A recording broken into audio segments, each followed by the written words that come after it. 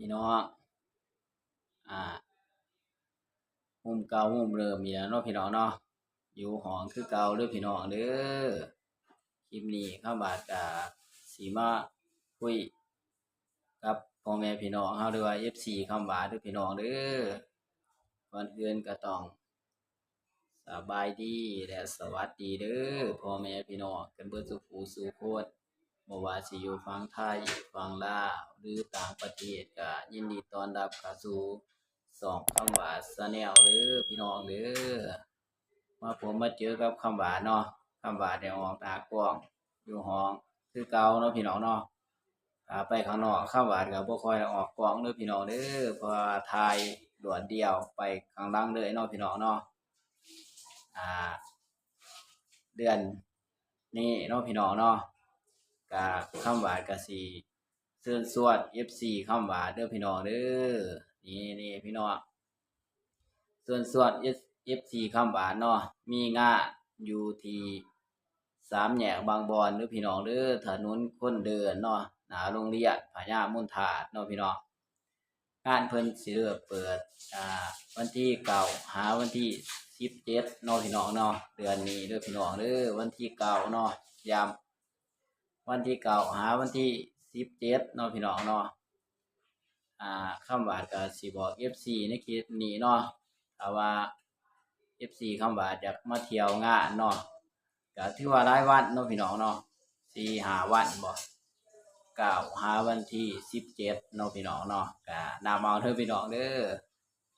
ก็ถ้าว่าเห็นคำว่าก็ทักทายได้เด้อพี่น้องเด้อก็คำว่าก็จะเห็น FC คือกันเนาะว่ามาเที่ยวงาน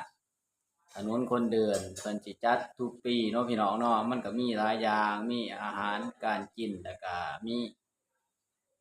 หลายสิ่งหลายอย่างเนาะพี่น้องเนาะให้พ่อแม่พี่น้องเฮามารอชมเองเด้อพี่น้องเด้อก็ฝากพ่อแม่พี่น้องเฮาเนาะไปเห็นคลิปนี้แล้วก็อย่าลืมเนาะกดติดตามไว้แล้วก็กดไลค์แล้วก็คอมเมนต์กันเข้ามาเด้อพี่น้องเด้อถ้าเป็นไปได้ก็กดแชร์ให้คำว่าเด้อพี่น้องเพราะว่าช่วงนี้เนาะยอดวิวก็บ่ค่อยดีเด้อพี่น้องเด้อช่อง YouTube เนาะพี่น้องเนาะถ้าเป็นบ้านเขียวเนี่ยอ่าวิวดีเนาะพี่น้องเนาะวิวดีเพราะว่าบ้านเขียวคลิปสั้นเนาะถ้าเป็นบ้านแดงนี่เฮาสิคลิปยาว FC ก็บ่มักบ่รู้จะได้คำว่าก็บ่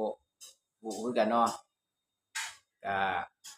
คลิปนี้ก็ขอบุญขอบคุณพ่อแม่พี่น้องกันเบิดสุขสู่คนด้วยว่า FC คำหวานเนาะที่เขามากดติดตามช่องคำหวานเบิ่งคลิปให้คำหวานตั้งแต่ต้นจนจบแล้วก็บ่ขาดโฆษณาเด้อพี่น้องเด้อขอให้ FC คำหวานมีแต่ความสุขกายสบายใจกันเบิดสุขสู่คนไปไสมาไสก็ขอให้ตลอดปลอดภัยเด้อพี่น้องเด้อคำหวานก็บ่มีหยังหลายเนาะคลิปนี้เนาะก็มีสิมาเชิญชวน FC เฮาเบิดสุขสู่คนเนาะมาเที่ยวงานเด้อพี่น้องเด้อสามแยกบางบอนเนาะพี่น้องเนาะคำว่าย้ำอีกทีเนาะวันที่9เดือนนี้เด้อพี่น้องเด้อหาวันที่17เนาะพี่น้องเนาะก็ฝากพ่อแม่พี่น้องเฮาเด้อพี่น้อง